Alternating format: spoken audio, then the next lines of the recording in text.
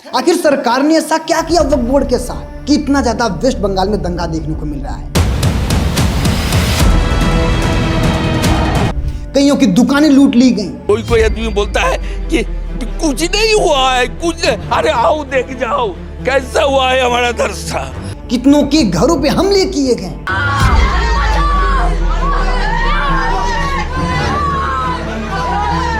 यहां तक कि कुछ लोग गांव छोड़ने के लिए मजबूर हो गए। और जो लड़ाई सरकार से लड़नी थी, लेकिन आज वहां लड़ रहे हैं हिंदुओं से। ऐसा क्या किया सरकार ने कि हिंदू दुश्मन हो गया? लड़की को आग में जला दिया। और सबसे बड़ी बात कि वक्फ बोर्ड की सबसे ज्यादा जमीन है उत्तर प्रदेश में, लेकिन सबसे ज्यादा दंगा देखने को मिल रहा है वेस्ट बंगाल में। ऐसा क्यों?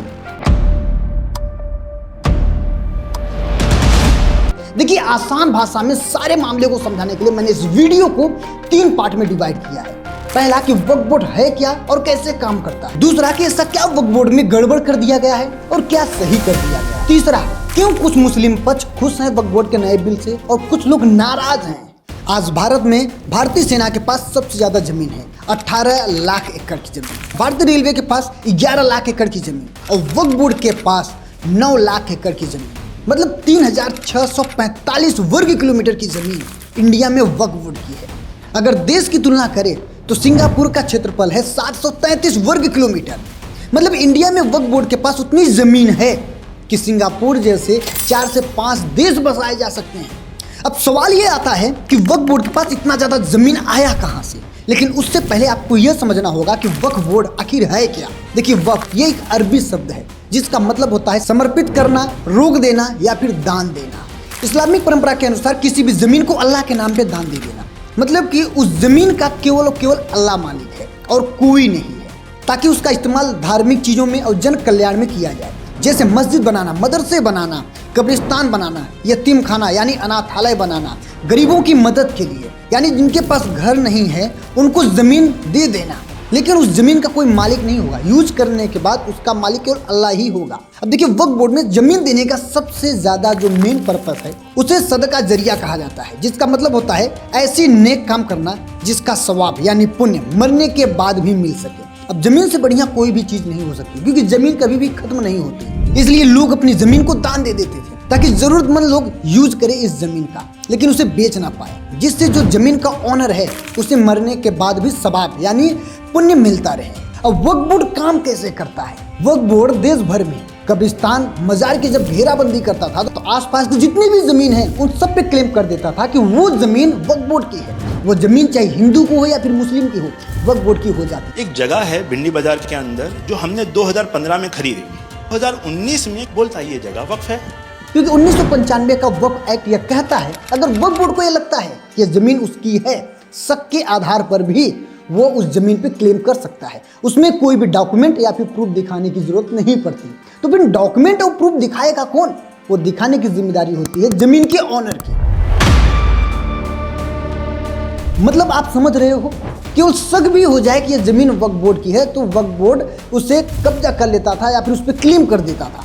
अब देखो प्रॉब्लम कहाँ होती है। इंडिया में बहुत सारे लोगों के पास कुछ ऐसी जमीन होती थी जिनका डॉक्यूमेंट नहीं होता था, जैसे पुश्तैनी जमीन हो गई या फिर पुरानी जमीन हो गई। इसी फॉल्ट का फायदा उठाता है वक्फ बोर्ड। अब वक्फ बोर्ड को तो कोई कागज पेश करना नहीं होता है, वो केवल शक के आधार पर आपकी जमीन को कब्जा कर लेता था। यहाँ तक कि वक्फ बोर्ड ने 1500 साल पुराने मंदिर सहित पूरे गांव को वक्फ बोर्ड का प्रॉपर्टी घोषित कर लिया था, क्योंकि वक्फ एक्ट 1995 का सेक्शन 85 के अंडर अगर कोई वक्फ बोर्ड की किसी प्रॉपर्टी का वक्फ बोर्ड डिक्लेयर कर देता है तो उस प्रॉपर्टी के मालिक को सीधे सिविल कोर्ट जाने की जरूरत नहीं पड़ती। उसे जाना कहाँ पड़ता है? वक्फ ट्रिब्यूनल के पास। अब वक्फ बोर्ड में ऐसा क्या गड़बड़ी कर दिया गया और ऐसा क्या सही कर दिया गया जिस वजह से कुछ मुस्लिम पक्ष खुश हैं? वक्फ की संपत्तियों के लिए कोई ऐसा नुकसान या कोई बदलाव की बात नहीं हो रही। कुछ लोग नाराज हैं। देखिए, वक्फ संशोधन 2025 को मैं आसान भाषा में आपको समझाने की कोशिश करता हूँ। पहला है महिला उत्तराधिकारी। अभी तक होता ही था अगर किसी इंसान के पास लड़का ना हो या फिर कोई औलाद ना हो तो वो वक्फ बोर्ड को दान कर देता था। लेकिन अब क्या हो रहा है कि संपत्ति पे अधिकार महिला का भी होगा। अगर एक इंसान का लड़का नहीं है, लड़की है, तो संपत्ति पे लड़की का भी अधिकार होगा। वो लड़की चाहेगी तभी वक्फ बोर्ड को दान होगा, नहीं तो वो वक्फ बोर्ड के पास नहीं जाएगी। अगला है सरकारी संपत्ति वक्फ बोर्ड की नहीं होगी, और अगर सरकारी संपत्ति को वक्फ बोर्ड ने लिया भी है तो उसे वापस कर लिया जाएगा।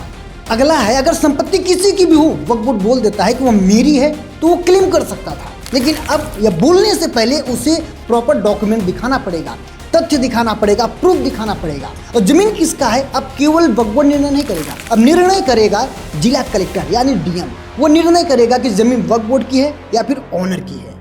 अगला है कि अगर कोई इंसान धर्म परिवर्तन करता है तो वो 5 साल प्रॉपर मुस्लिम होना चाहिए, तभी जाके अपनी जमीन को दान दे सकता है। क्योंकि अभी ऐसा हो रहा था कि लोग जबरन धर्म परिवर्तन करा के उनकी जमीन को वक्फ बोर्ड को दान करा देते थे, और इससे बहुत सारे चेंजेस किया गया है। मैं यहाँ पर कुछ लगा देता हूँ, आप पढ़ लीजिएगा। और वक्फ बोर्ड को लेकर बहुत सारी गलत अफवाहें फैल गई हैं कि वक्फ बोर्ड नष्ट कर दिया जाएगा, मुसलमानों का मानव अधिकार खत्म कर दिया जाएगा, जिस वजह से दंगा हो रहा है। वक्फ बोर्ड का विरोध करने वाले लोगों का क्या नाराजगी इस शिवलिंग से है, मुझे नहीं आ रहा है समझ। बट अगर ये सब आप गूगल पे पढ़ोगे तो 2 से 3 मिनट में आपको पूरा ब्यौरा मिल जाएगा कि वक्फ बोर्ड में आखिर संशोधन क्यों हुआ है, क्या क्या संशोधन हुआ है। अब देखो, स्टार्टिंग में मैंने बोला था कि जमीन तो सबसे ज्यादा उत्तर प्रदेश में है वक्फ बोर्ड, लेकिन दंगा सबसे ज्यादा वेस्ट बंगाल में क्यों हो रहा है। उसका रीजन ये है कि उत्तर प्रदेश में जितनी भी वक्फ बोर्ड की जमीन है वो बटी हुई है, छोटे छोटे टुकड़ों में है, लेकिन वेस्ट बंगाल में जो भी जमीन है उत्तर प्रदेश की अपेक्षा भले ही कम है, लेकिन जहां भी जमीन है एक साथ है, और वहां पर मुस्लिम पक्ष की आबादी बहुत ज्यादा है। अब इस मामले में अगर कोई भी दंगा कराना होता है या फिर कुछ भी कराना होता है, लोगों को उकसाना होता है, तो बहुत आसान होता है। बाकी इस मामले में और आपके क्या विचार है वो भी कमेंट करिएगा। बाकी वीडियो कैसा लगा कमेंट में जरूर बताइएगा। चैनल पर नए हो यार सब्सक्राइब जरूर कीजिएगा। फिर मिलते हैं वीडियो में। बहुत बहुत धन्यवाद।